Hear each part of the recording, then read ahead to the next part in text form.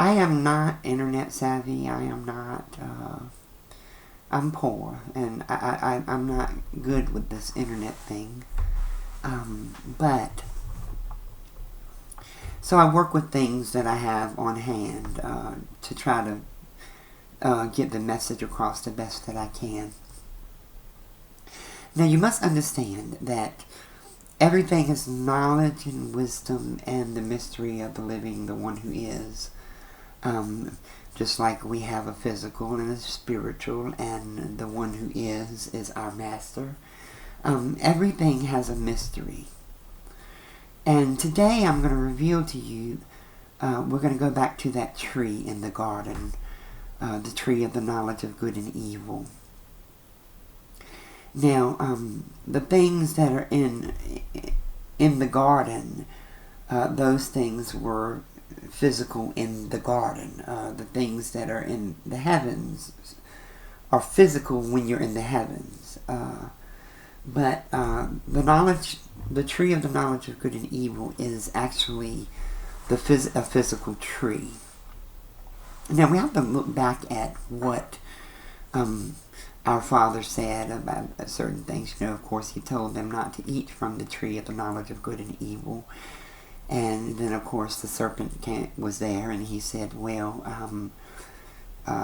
surely you will not die, you know. He just knows that your eyes will be opened once you take from this tree. Now, when they were thrown out, He said an interesting thing, and He said it to the Satan. He said, now they have eaten from the tree of the knowledge of good and evil, and now they have become gods like us, knowing good and evil. For if they had just taken again from the tree and taken from the tree of life, they would have lived forever.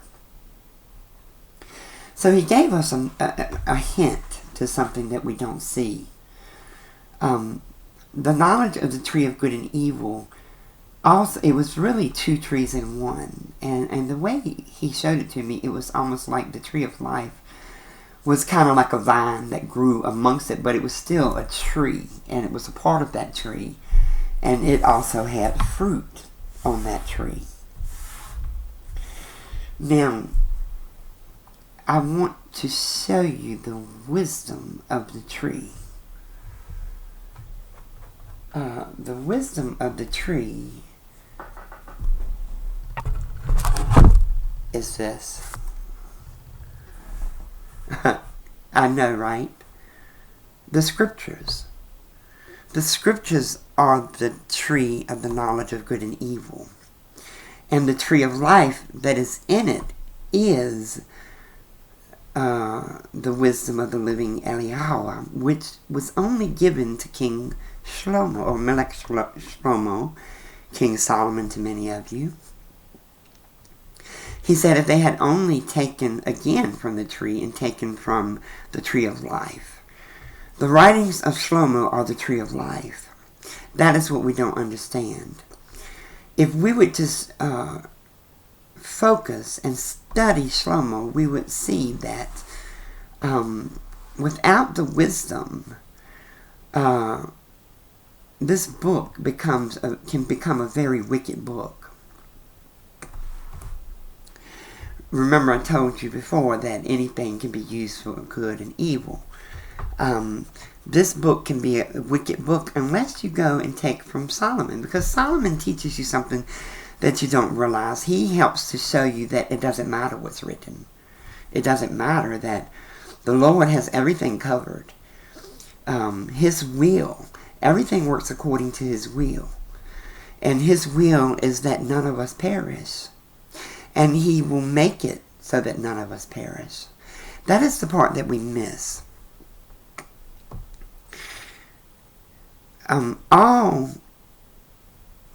discrimination on this earth is based on someone's misinterpretation of the things written in that book. They have taken the things of that book and used them for evil things. Now let me take you a little closer. There's a reason the serpent was in the tree. He wasn't there to tempt her. He just happened to be there. Excuse me. He was there because he was eating the evil that was in the tree. You know, he was eating from the evil from the tree so that he could, and she came along and she was there, and so he tempted her with the fruit of the tree. Let me show you the mystery of God, the mystery of our Master in this tree. This tree and this book is designed. There is fruit in it for the lamb so that they can become sheep and follow the shepherd. And there's things written in it that is designed for the serpent so that the serpent can become a dragon. There was a prophecy, and it's not, it has been removed, but there was a prophecy that said that the serpent would one day become a mighty dragon. Now, you have to think about a dragon. A dragon breathes fire and brimstone, you know.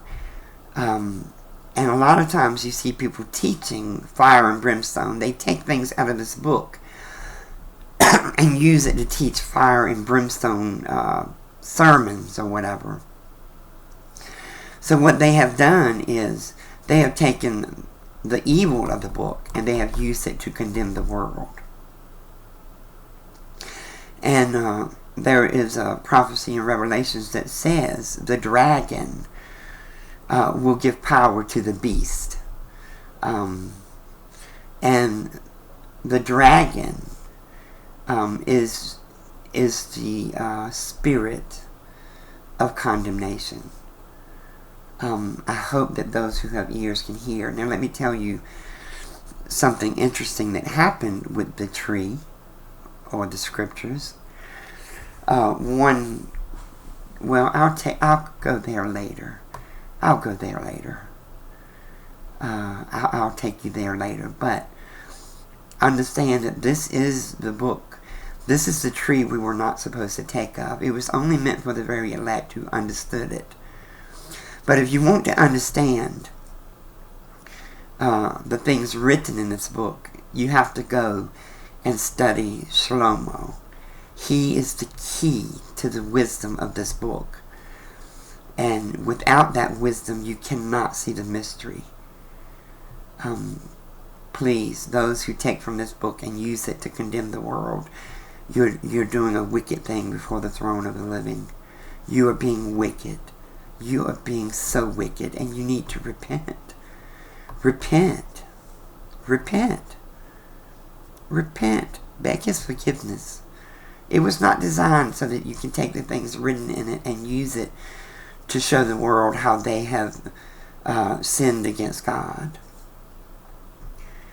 It was designed to show you how to be a servant before Him.